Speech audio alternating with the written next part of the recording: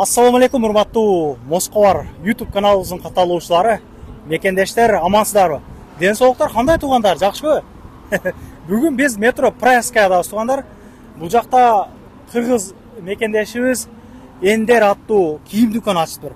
Чынында кийимдери сапаттуу экен туугандар. Акырына чейин биз менен чогуу болуңуздар. Бул жерде розыгрыш ойнотуп атыптыр.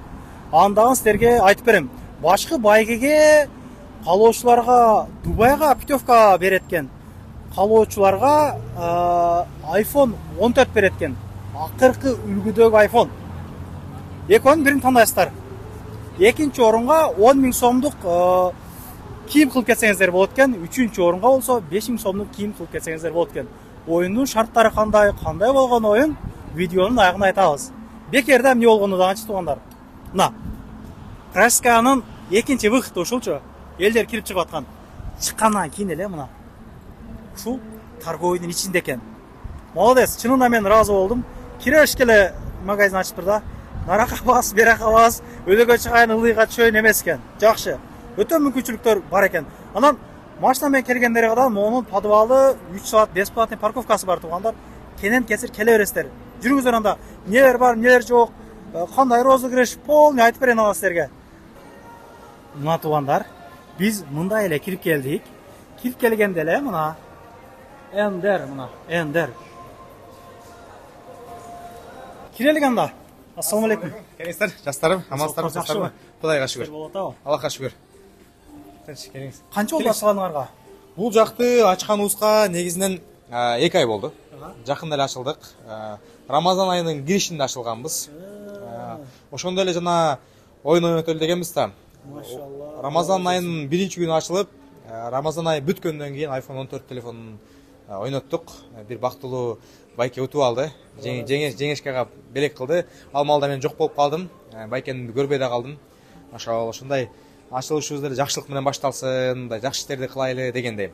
Анан сөздүн башында сүйлөшүп алсак, кандай десем, жасалмасы жок, от души, мындай чын дилден, чын жүрөктөн сүйлөшсөк жакшы болмок. Себеби элдер да тажап бүтүп тур да, мындай эптеме, жасалма, башка дегендейчи. Богондой чыгыш керек. Богондой айткыбыз келип атат да.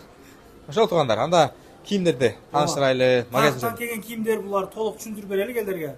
Болду. Булар дагы чынында баягы стильный кийинем дегендерге, кычырап жүрөм дегендерге экен чын Ооба, ошондой. Комментарийга түшүнбөй нары бери деп жазып жүрөлүк, чын айтайын туугандар. Сапатын көрүңүздөр да, андан кийин комментарий жазып, баларны текшерелик. Ооба, баалар деп калдыңыз. Бааларды мисалы адамдар кардар тартканда биз кыргыздар кандай десем, арзан. Биздин кийимдер арзан, кымбат болсо эле арзан деп берет да. Мен башында эле айтам, биздин кийимдер эң арзан кийимдер эмес. Анткени арзанга арзан нерсе келет экен да. Анан кийин жанагындай 200 сомдук, 300 сомдук футболканы алып келип алышып, оптумдагысыча. Анан кийин түлөп кетет, башка болот. Биз ушундай кылыш керек, кардар, бир келген кардар кайра келе тургандай кылып иштейли дейбиз да. Ошондо бизнес жүрөт да. Эгер бир келген кардарың кайра келбесе, анда бизнесиң жабы эле кой деген нерсе бар да. Ошол. Негизи кийимдер эми дүйнөгө белгилүү түрк элдеринин Турцияда тигилген кийимдер. Анан буюрса Кыргызстандын кийимдерин дагы алдырайлы деп атабыз, бирок азырынча биздин жана талаптарга жооп бериши бир аз кыйын болуп атат да. Аралатып келип атабыз, эң жакшы тиккендерди, жакшы мындай сапатын жакшы кылып, кылгандардычы, материалын жакшы кылып, жай келет да, жайдын күнүндө ысып түрбеш керек, мындай денеге жабышып калбаш керек, терде түрбеш керек, ошого окшогон критерийлер бар да кийимдинчи.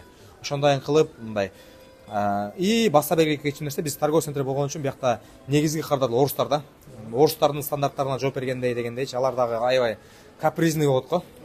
Бул кийимдерибиз негизинен азыркы заманбап, талапка жооп берген. Анан айта турган нерсе, мен айткым келген, көпчүлүк менин чөйрөм дагы негизи диндар адамдар да сүннөт кийим кел дейт да, сүннөт кийимдер барбы дейт. Мына мен үстүндөгү кийим сүннөт кийим десек болот да. Сүннөт кийим деген кандай кийим? Бул сүннөт деген пайгамбар салам кийген кийимди айтат, кээбекелер Пакистанды, кээбекелер арабтын кийимин айтат. Ал арабтардын өзүнүн мындай улуттук формасы. Биз калпак кийебиз го. Ошондо алардын улуттук формасы. Сүннөт кийим деген Абу Ханифа рахматуллахи айтат, эки критерий бар да, эң негизги эки критерий. Бул деген биринчиден ошол жердеги жергиликтүү аалымдар, жергиликтүү имамдар мындай иренжибей турган, бул жаман кийинип алыптыр, жанагындай жыртык пыртык кыска куса денеге жабышкан деген эмес, ошол алымдар жаман дебей турган бир.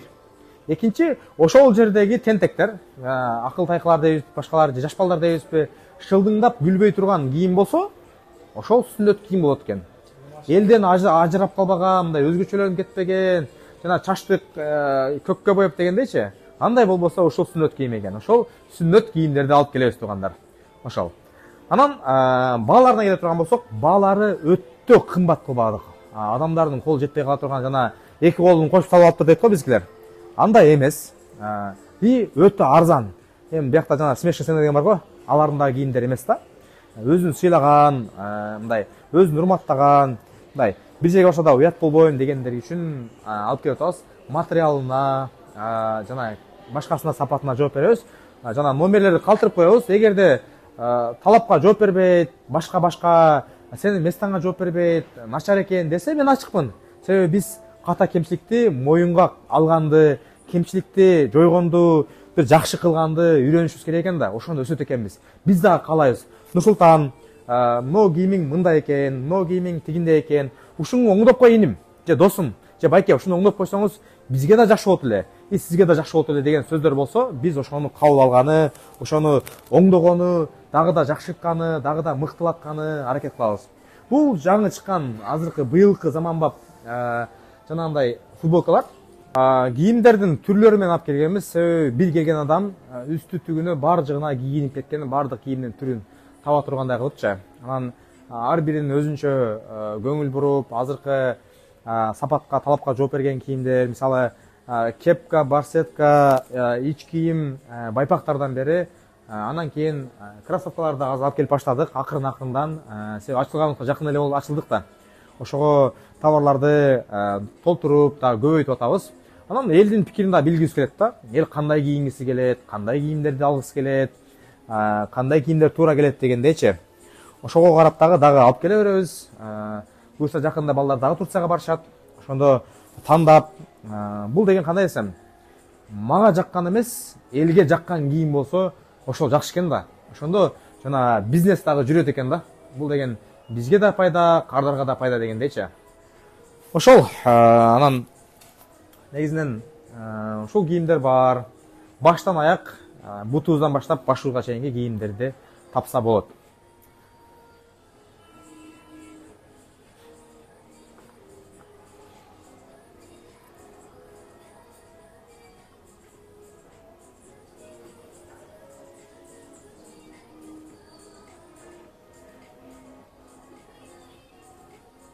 Жанагы айтып аткан оюндун шарттары кандай болуп калат? Элдерге мындай толук түшүндүрүп айтып берелик эми. Оюндун шарты өтө татаал эмес, эң эле жөнөкөй. Биздин дүкөнгө келесиз, 5000 рубльга кийим аласыз. Мисалы, футболка, шорта аласыз же носка аласыз. 5000 рубльдан жогору кийим алсаңыз, алып туруп, аты жөнүңүздү бир кагазга жазып туруп, бул жака салып коебуз. Буга чейин да ойнотконбуз негизи. iPhone 14 ойнотконбуз. Эми бул жолкусунда кардарларга тандоо кылып атабыз. Каласа Дубайга саякат 7 күндүк саякатты тандасын, каласа iPhone 14 телефонун алып кете берсин. Жаңы коробкада ачылбаган эң акыл үлгүдөгү iPhone 14 телефону. Бул жака аты жөнүн жазып, номерин жазып салып коет. И айдын аягында, то есть бул дегени айдын аягы болгондо 1 айдын ичинде Курбан айт майрамында кылабыз. Кандай дейсиз, мисалы, мурункусун ороз айтта алганбыз. Биздин жаштар, биздин бөбөктөрүбүз дагы негизле кардарлар, чоңдорубуз дагы майрамдарды өзүбүздүн динибиздеги, өзүбүздүн адал, эң сонун, эң берекелүү, жакырлардын курсагы тое турган, этке жетпей турган, этке жеткен мыкты майрамдарыбыз бар. Ошол майрамды майрамдай өткөрөлү деген нерсе. Кош майрам болуп, каласа Дубайга, каласа телефон алып, мындай майрамдык маанай болсун. Ошол майрамды күтө тургандай болойлу деп, ошол айт майрамына койдук. Айт майрамында жеңүүчүнү аныктайбыз туугандар. Аты жөнүн салат тең жөнөкөй, бул жака салып туруп 5000 рубльдан жогору кийим кылгандар салып коет, жыйынтыгында аралаштырабыз, биздин бөбөктөрүбүздөн, жаш балдарыбыздан алып келип тандатабыз, жеңүүчүнү аныктайбыз. Ошол туугандар. Ошол эле оюндун эң эле жөнөкөй, эң эле простой десек дагы болот. Ошондой Инстаграмдан айтып турат экенсиңер да, мынча болду, мындай болду деп. Ооба, Инстаграмдан айтып турабыз, Инстаграмдан түз эфирден жанагындай эми кандай десем, мен жана айткандай жасалмалуулукту башканы жаман көрөм. бир телефонду деп жана тууганына берип койду. Эгерде ушуну эле айтайын, менин туугандарымдан өзүмүн же жакын досторумдан бирөө утуп калган болсо, башынан өтөбүз. Мен тааныгандар башкалар кокусундай жакын таанышына берип койду. Андай сөздүн болушунун кереги жок да негизичи. Ошол. Бул жерде эч ким мындай утулуп же болсо бир зыянга түшүп кала турган нерсе эмес да бул. Ооба, эгерде Товарды кылат, товар оюнга утпай калсаңыз деле кийим калат. Мисалы, эми толтура дүкөндөр бар да. Жана смешный цена дегенден баштап мукмуш Лоропианын деле кийимдерине чейин бар да, издегендергечи. Бирок эмне пайда? Бул жерге келсе 3 пайданы санап берейин. Биринчиден, өзүбүздүн мекендештер дегендейчи. Кыргыздарды колдоп биз жалаң эле чөнтөгө салбайбыз. Кече эле Ош облусунда иш-чара болду. Ошол иш-чараны ушул дүкөн атынан колдоп келдик. Жаштарыбызга, башкага, Москва шаарында футбол оюн болду, волейболду, буюрса бир жумадан кол күрөш боюнча оюн болуп экен, аны колдоп атабыз. Китеп сурагандарга китеп алып берип атабыз. Эми биз жана алынбай алына жараша дейт го. Өзүбүздүн күчүбүз жетишинче. Эми мактанып, неме айтуу максат эмес. Просто башка бир бизнесмендерге, башка бир агаларга депутаттык шайлоонун алдында эмес, шайлоонун мындай эле ушундай иштерди кылса болот дегендейчи, ушуну айткым келет да. Эми эгерде биз миллиондорду мындай жакшылык үчүн корото элекпиз, бирок азыр биз ушундай бир кичинекей мына чакан бир дүкөнүбүз бар. Ошонун ушул учурда биз жакшы иштерди кылсак, кийин буюрса чоң бизнесмен болсок, чоң иштерди кылабыз деген ниетте, Кудайым буюрса, насип этсе. Ошол туугандар, биринчиден өзүбүздүн мекендештерди колдоо дегендей, экинчиден кандай десем, сапаттуу кийимдер. Бай айткандай, биз кийимибиздин сапатына жооп беребиз. Кийимибиздин сапаты алып келсеңиз же сапаты начар экениңизде биз кабыл алганга даярбыз. Кийип көрүңүз. Керек болсо чак келбей калса, кысып калды да, кийдиңиз, биз жаңысын алмаштырып бергенге деле даярбыз да. Ошондой. Анан үчүнчү нерсе, бул деген жана айткандай белек. Башка жактан кийим алсаңыз, кийимдин өзүн аласыз.